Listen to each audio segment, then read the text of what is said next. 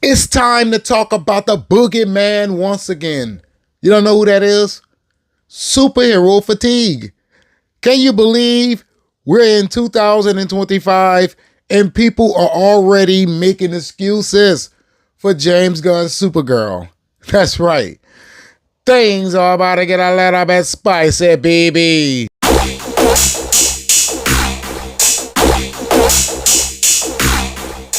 This article is coming from comicbookmovie.com. If you're familiar with the 4KO, you would know that this is my preferred site to get my news from. So shout out to them for continuing to bring the noise.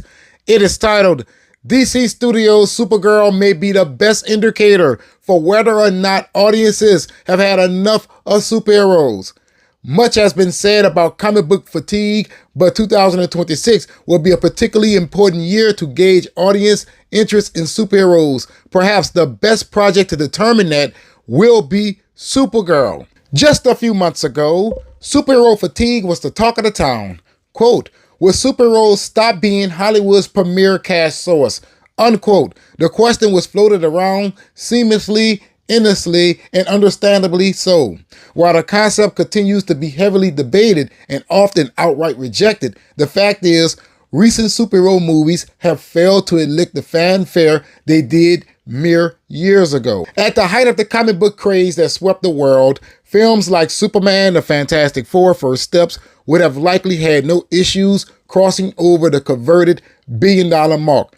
Relatively smaller movies like Thunderbolts and Captain America Brave New World could have similarly been much more successful than they were upon their release earlier in 2025. So I'm just hearing a bunch of excuses for Superman and the Fantastic Four. Okay, no one hoped that Thunderbolts or Captain America Brave New World crossed over $1 billion. Now, yeah, $600-700 million worldwide, but no, not $1 billion. But Fantastic Four and Superman, people definitely hoped that they crossed over that $1 billion mark. Unfortunately, they were left disappointed. The film that will likely end up being the most accurate gauge to determine audience interest in superheroes will be DC Studios' Supergirl, starring Millie O'Clock and directed by Craig Gillespie. The movie has positioned itself as one of the most interesting projects of 2026, and that alongside its unmistakable identity as a superhero movie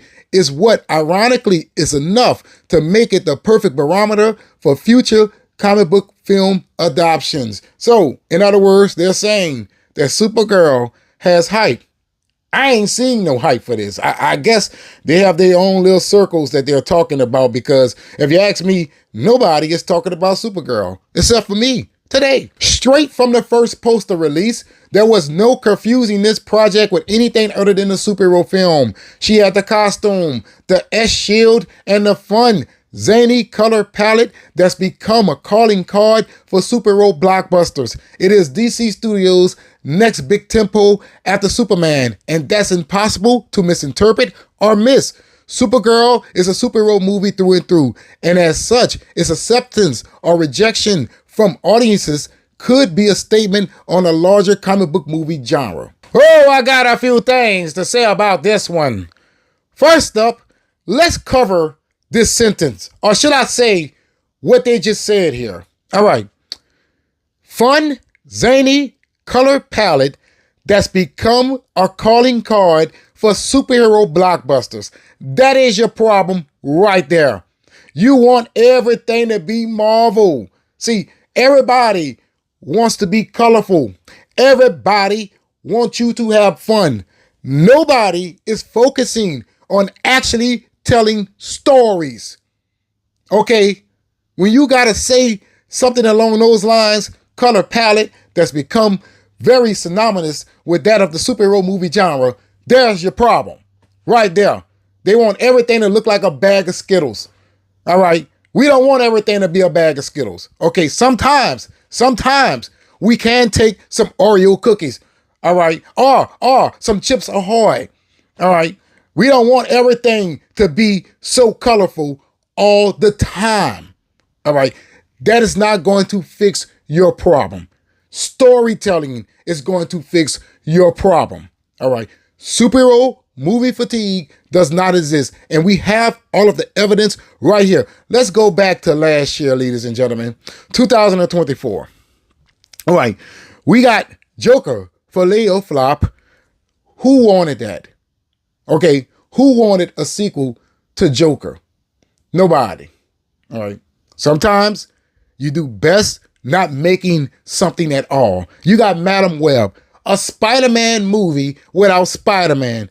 Deadpool and Wolverine, $1.3 billion. All right. People wanted Wolverine. People wanted Deadpool. They have wanted Deadpool since day one. All right. You have that of Venom the Last Dance. Successful. That's right. Venom the Last Dance made $500 million worldwide. Okay, let's go. Kraven the Hunter. I like Kraven, but another Spider-Man movie without Spider-Man. All right, what else we have here? That was it? All right, that's all the movies for 2024. Now let's go to 2023. All right, we got Ant-Man and the Wasp, Quantumania. I liked Ant-Man and the Wasp, Quantumania, but the movie made $400 million worldwide. That is still a lot of money. Okay, that is still a lot. All right.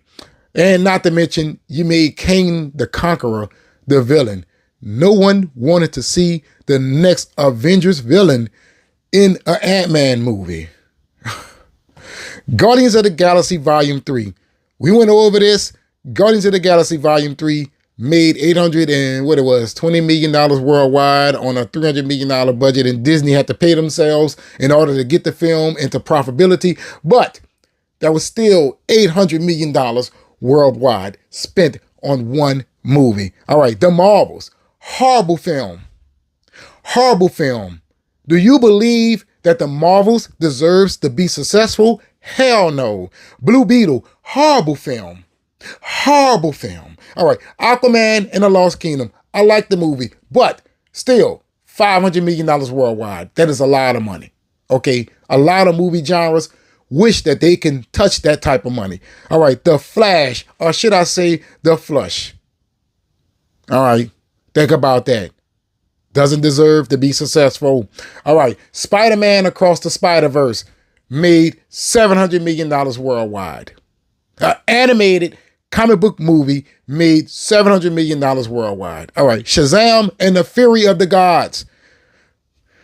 Do we have to talk about that one? No. I would like to move on. Let's go to 2022. All right, we got the Batman, right? $770 million worldwide. We got Morbius, another Spider-Man movie without Spider-Man. We got Doctor Strange and the Multiverse of Madness, that was $950 million worldwide without China. Could have been $1 billion. All right, just think about that. All right, we got Thor, Love and Trash. $700 million worldwide. That's a garbage ass movie, but it still made $700 million worldwide. Hey, maybe that is the problem. The movies that's making the money are the movies that suck the most. Think about that for a second. All right, we got Samaritan. That didn't release in theaters, but you guys should check that one out. That is a lit ass movie starring Sylvester Stallone as a retired superhero. Note, I did it in quotation marks. All right, let's go. Black Adam. It did not make money, but it still earned $395 million worldwide without China. That is still a lot of money. We got Black Panther, Wakanda Forever. $850 million worldwide. So what I've established here is superhero films still can make money, right? You only have to give them what they want. And I'm talking about the audience here, all right? See, when they say that the color palette that's become synonymous with superhero movies, they need to understand people are tired of that. They're not tired of superhero movies. Hell, even this year, Fantastic Four made $500 million. Not successful, but still $500 million. All right. You got Superman at $615.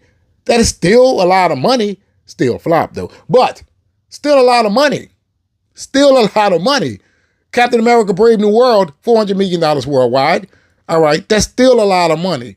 As I said before, other movie genres are not touching those heights. Right? If Captain America Brave New World had $100 million budget, then bam, it earns 4 times its budget. See? So in reality, they have to take a hold of these budgets. All right. Stop greenlighting bullshit with $425 million budgets, man, without marketing. That's your problem right there. You can fix that. Just stop spending. I just watched Predator Badlands the other day. That does not look like a film with a $105 million budget. And unfortunately, it's going to flop, and it deserves so much more. Okay? Just take a hold of your budgets. Yes, we can say that less people are interested these nowadays, but we can also say that they're less interested in going to the movies, period. There is no superhero fatigue, ladies and gentlemen. It's all a lie. All right. See, I look at this article, and what I come to the conclusion of is they're trying to make excuses for the superhero films flopping that they want to succeed. Okay. They want DC Studios to be successful. So they are going to make up all of these lies and all of these talking points. Deadpool and Wolverine just made $1.3 billion last year. That was last year. There is no superhero fatigue. People have to stop coming to this conclusion solely because films like Fantastic Four and Superman failed to reach the $1 billion mark. That's how I feel about this. Make sure you're hype. Make sure you subscribe, and make sure you like. And always remember, laissez la bon temps rouler.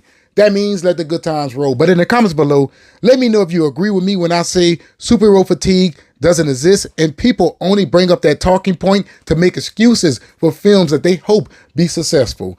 Let me know in the comments below.